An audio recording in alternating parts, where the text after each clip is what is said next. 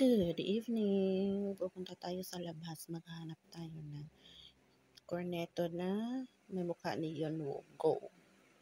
So, ayun na nga. Lalabas tayo ng condo kasi pupunta tayo na 7-Eleven. Ayaw ba ito? Dadagdag mo na naman yung sa anak ko, Car. Hahanapin natin. Makakahanap kaya tayo dito. Hindi yan. Ano, hindi lagi. Ano ka na siya? Basketball player ka ganun. Walang ano. Meron na. Meron dalawa, tatlo. Kasi? Tatlo, bilhin ko na. Tatlo. Hindi, parang sim lang. Ay. Sige ka, mag-sim. Ito para sibilin ka. Magkano? Ano ko? Excuse me. So, ayun na nga. May nabili ako tatlo doon sa Alphamart na may mukha ng future husband ko, Charis.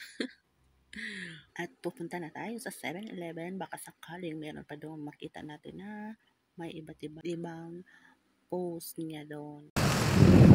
7-Eleven.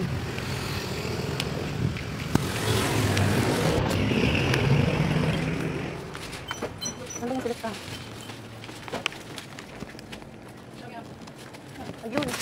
Kasi hawak na. Ay, color? Hindi, ano ko lang yung anong nabili ko.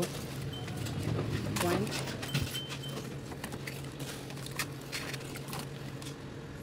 Ano ba yung nabili ko dun, Kai? Tignan mo nga. Kung anong itsura. Kai, tignan mo. Kung sa'yo yung prano ba? Di nasa ko na pa dito. Dili, ang iyan din ba? Dili, katanaw na. Ano na bang iba?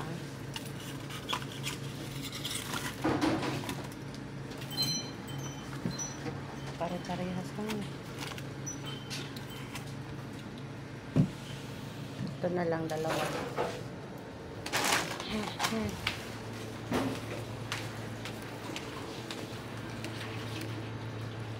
Magkano? Uuwi na ako kasi nabudol na naman ako sa kagwapuhan ng aking future husband, Charis. Future husband talaga. Ang dilulong-dilulo na ako, te.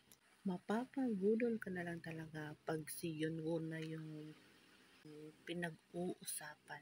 Happy yarn. Di bali nang magka-tonsillitis tayo basta mabili ka lang. Mahal ko. Charis. Ayan na. Dapat mapanaginipan kita mamaya, ha?